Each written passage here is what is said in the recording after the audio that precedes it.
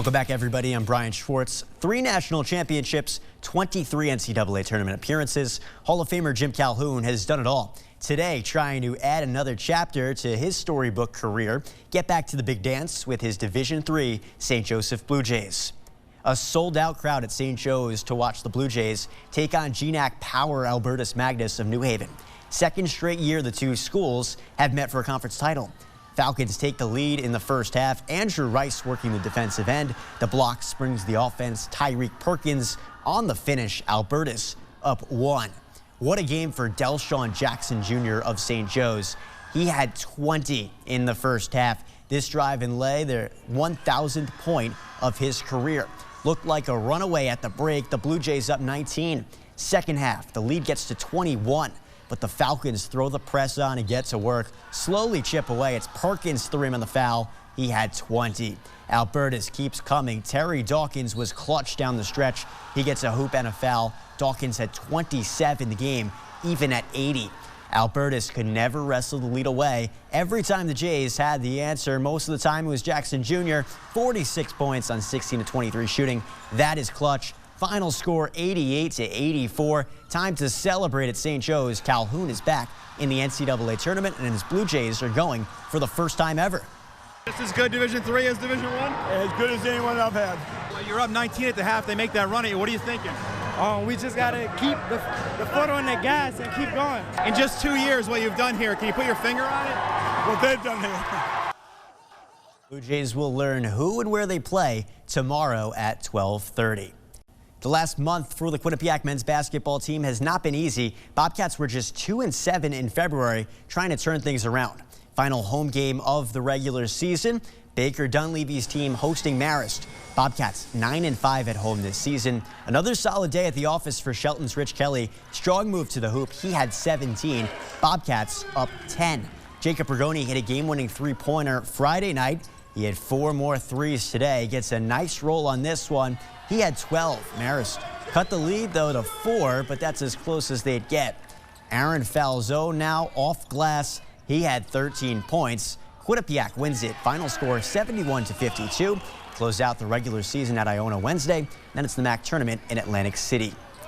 Fairfield falls to Ryder at home. Last game at Alumni Hall. The Stag is getting a new arena next year. Fairfield had a 3-point lead in the second half, but Ryder goes on a big run midway through the second half, and they win it 65-51. Stags drop to 11-18. Next up for Fairfield, road games at Monmouth and Manhattan. NHL now, Rangers hosting Kevin Hayes and the Philadelphia Flyers. Henrik Lundqvist will turn 38 tomorrow. Gets his first start and goal in almost a month. Didn't go too well. Flyers scored early and often, couple power play goals and a shorthanded goal. It was 3-0 early. Rangers lose. Final score 5-3.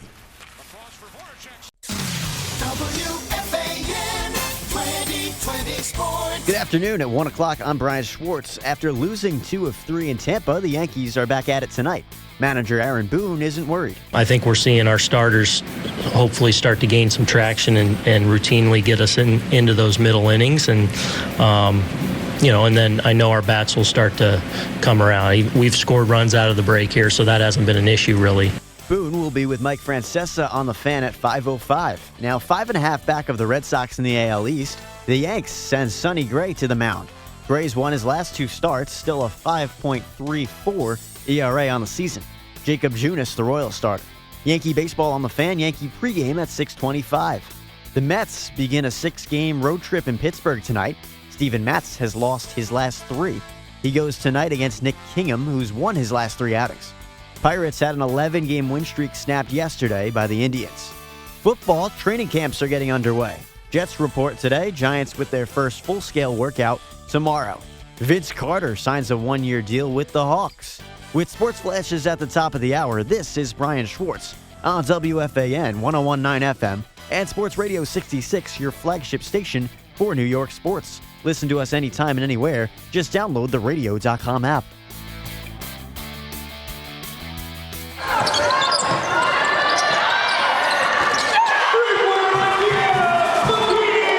It's been 343 days since she's appeared in a game because of a lower body injury that sidelined her for most of last season.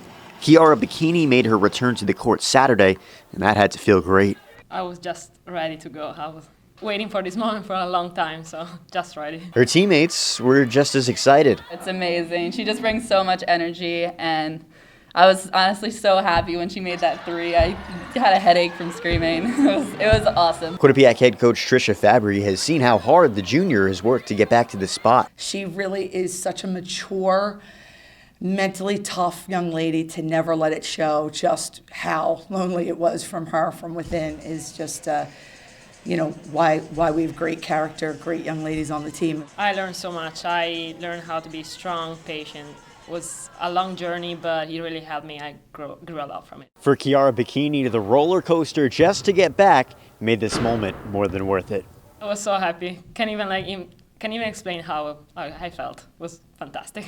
The process rehabbing by yourself isn't easy. It's a lonely one. Any injured player will tell you. Having witnessed it firsthand with my own daughter, knowing how lonely it really is. Now that she's back, what do you want to accomplish next? Play more and be more confident in everything I do and just be there for my teammates. From the People's United Center, Bryan Schwartz, Q30 Sports.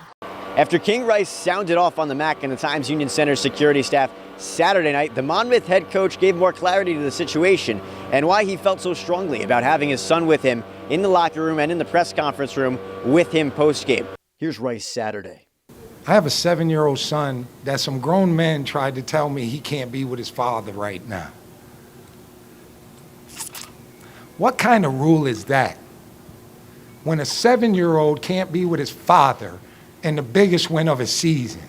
Rice wanting his kids involved isn't new to him. It's something that was passed down to him from a college basketball coaching legend. Before I got back in and went to Vanderbilt, I spent a year in Chapel Hill, and Coach Williams told me, he said, King, make sure you share this with your kids. And Rice has kept that advice from Hall of Famer Roy Williams at the forefront of his mind during his time at Monmouth. He wants to make an impact on not just his players, but his sons as well. But I want my sons to be ballers. I want them to play. I think high school coaches get to spend more time with their sons. Therefore, usually high school coaches' sons are big-time players. And a lot of college coaches who are in the Hall of Fame, their sons never really played because their dad was always gone with someone else's son. Rice mentioned that this is a rule that he hopes that the MAC will take a look at this offseason and potentially change so that coaches can have their family with them in the locker room after games. Reporting from Albany at the Times Union Center, Bryan Schwartz, Q30 Sports. Pleased to be joined by ESPN's Seth Greenberg here at the Quinnipiac basketball tip-off event for this season here at the People's United Center. Seth, thanks for coming on. And this event, what does it mean to be here and be able to speak at an event like this? I think it's really important. One, I live in the state now, and I have tremendous respect for the coaches here. I'm a very close personal friend of Baker's, and to me, I've been in his shoes. I've been at the Long Beach State where you're trying to build something from a lot of ways scratch, and to see Trish's success is crazy. But I think it's part of my responsibility to help grow our game, to help coaches in the state, and to help them kind of educate the fan base and the alumni, the former players, on what it continues to take to be successful, and to gain a sense of community and ownership by the most important people, the university, the student body, the alumni, and obviously the community. And if all four of those factions can pull in the same direction, really what can you accomplish? And that's why I'm here. Well, this program has seen a lot of success the last few years with Baker Dunleavy and Trisha Fabry at the helm. What have you seen from this program that really excites you about Quinnipiac? Well, I think there's got to be a synergy between the administration, the athletic director, and the coaches. And they must have a shared vision, and I think that's what happens. You've got tremendous facilities. Now, you've got to always continue to improve your facilities. But the commitment from the university to the facilities, you've got coaches that are committed to doing things the right way and have core beliefs and non-negotiables that are so aligned with the mission of the university. So you've got a lot of groups of people that are really pulling in the same direction. It's a process. There are roadblocks, there are detours, but everything's in place to do something special. How about as a coach? Any similarities between your style when you were a coach and Baker and Trish? I'm probably closer to Trish. Baker's a pretty laid-back dude. Yeah, he is. Now, he's got a quiet intensity about him. Don't let that fool you. I was a very passionate coach and was in the moment. Like, what Trish has been able to do is incredible. And the people that Baker played for and worked with, and then the pedigree he comes from in his family, when you're talking about really world-class coaches, the most important thing for any coach is to coach within your own personality. and be the best version of yourself as a coach and impart that on your team. And that's what your coaches here do. Seth Greenberg of ESPN, thanks very much. Bottom of the 7th inning here at New Britain Stadium. Last chance for the Bees in game 1 of this doubleheader. Middle of the order up, Alejandro De Aza, Jason Rogers, Jonathan Galvez. 3, 4, and 5 in the Bees order. And New Britain trails by 1 to Somerset. New pitcher out on the mound for the Patriots. It's Mike Antonini, the closer for this Patriots team. 23 saves so far this year in 27 games pitched. He's a left-hander, works out of the windup. First pitch on the way to De Aza. Fastball in there for a strike, 0-1. He's 1-1 with a 1.04 ERA this season in 27 games. Been outstanding out of the Patriots bullpen. A lockdown closer. De Aza takes that one away, 1-1. For Antonini, he spent the majority of his career in the Mets organization through 2010 as a starting pitcher. Then played for 2 seasons in the Dodgers organization, 1 with the Angels organization. 2-1 now on Alejandro De Aza. He reached as high as AAA in the Mets organization in 2009 and 2010 with AAA Buffalo. And now in the Independent League since 2015. De Aza rips that one to right center field. That one will fall in for a leadoff base hit. So Alejandro De Aza is on at first with a single. 1 for 3 today. And the Bees have the leadoff man on for Jason Rogers. Jason Rogers so far today is 0 for 2.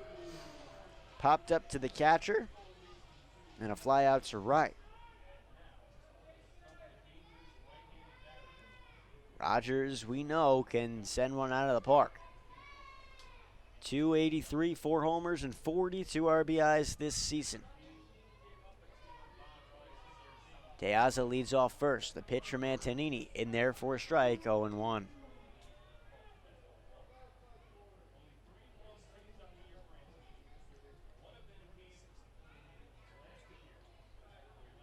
Now the Bees need to be really patient, try and get this run across. Don't want to hinder a double play here. 0-1. Here's the pitch. Rogers hits this one. Deep left center. Back. It goes off the wall. De Aza comes around third. He will score. Rogers to third. Safe at third. The ball gets away. Rogers on at third. He ties the game with an RBI triple.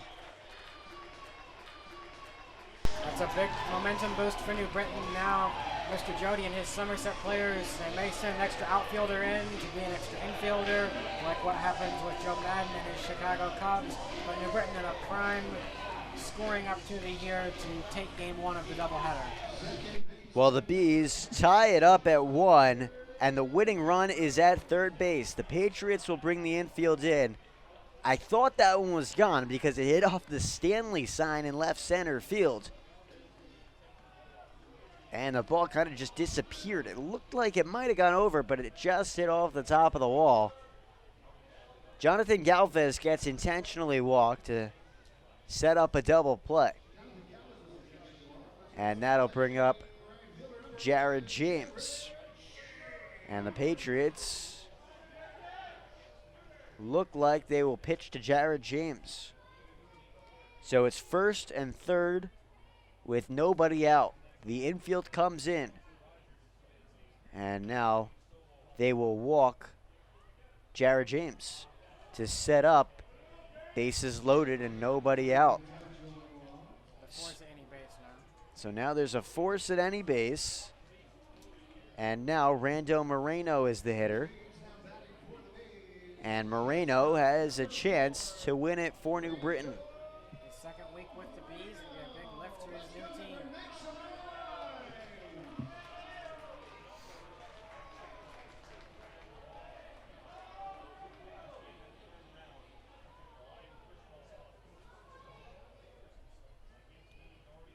Moreno is a right-handed hitter. Antonini has blown his 4th save of the season. Base is loaded. Here's the first pitch to Moreno in the dirt. Nice stop right there by the catcher for the Patriots, Gonzalez. 1-0 now on Moreno.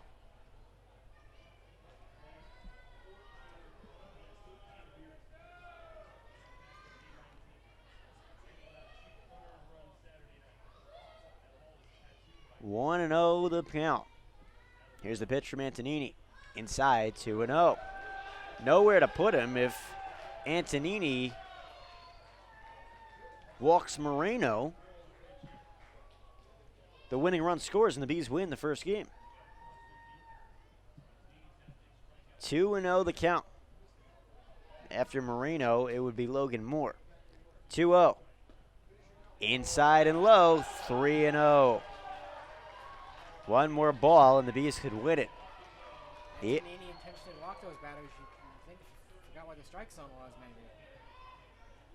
Well, Antonini has been fantastic this year and now hasn't retired a batter. 2 intentional walks after the single and then RBI triple by Rogers. Here's the 3-0 on the way from Antonini. Hit out to left. Flores makes the catch. Rogers tags up. The throw comes home. Rogers scores. Bees win it. New Britain comes from behind to get the 2-1 victory. Giovanni Soto gets the win. He was dominant. The Bees score 2 in the 7th to take game 1 of the doubleheader, 2-1. What a game, Bryce. 3 titles in 3 years. That's the case for the Quinnipiac women's basketball seniors. They have a chance to make it 4 in 4 years. How about that? 100% record. They have a chance to do that tomorrow against Manhattan. Ready to go. Great week of practice, feeling good. Excited for a great opportunity against Manhattan. Ready to make the most of it. Our senior class is the only ones to experience a MAC championship, so to use that to our advantage and kind of take the freshmen under our wing, making sure that we're focused on details, especially in like practices like these and shoot-arounds, just making sure we're tight with the little stuff so the big stuff, compounds. The target is on our back. We are 3-time defending MAC champion, and that says a lot. Even though we finished as a 5 seed, we're still the team to beat. Every situation, incredibly adverse situations with players in and out of the lineup, with personal tragedy, and how they have brought us to this point with 12 wins in the conference and an opportunity to win on Thursday. And it's something that this team and those players, the only players that know what it's like to win a championship. And we know what it takes to get to play that final game on Saturday. So just taking it one game at a time, and we know that every team is going to give us their best shot, and we just got to be prepared for it.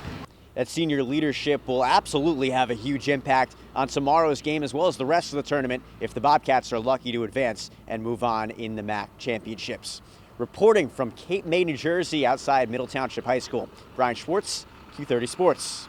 Playing one of the toughest opponents in all of the MAC, the Rider Bronx, Quinnipiac came out firing early and often. A lot of threes and strong defense led to an 80-61 win for Quinnipiac. I really think it started for us with defending a physical, tough team and being able to get stops early in the game. We strung together some stops. We did a good job keeping them out of the paint. They're a tremendous physical, competing team. We struggled a little bit with slow starts this season, which is just normal, but we don't want to be normal. So I thought we had great intensity and great focus. They were really aggressive on Rich to start the game, putting 2 on him, which left a lot of guys open as long as we moved the ball. And I think that's what got us going. They adjusted as the game went on to take away some threes so that we had different shots as the game went on. We have a lot of good shooters, so guys are aggressive to take shots from 3, but also we just try to take what they give us, and we thought that when we drove, they were collapsing in, and guys are making good enough plays to kick it out to open shooters, so we're happy to take them. We really believe in ourselves and where we can be at the end of the year, but it's important we stay in the moment, and the MAC play is about getting better with each game, each practice, and we got 2 months here, and it's about become as good as we can be by March, and when we get there, I think we'll like our chances. The shots will need to keep on falling, and the hard-nosed defense needs to keep up its pace as the Bobcats next play Niagara on Friday. From the People's United Center, Bryan Schwartz, Q30 Sports.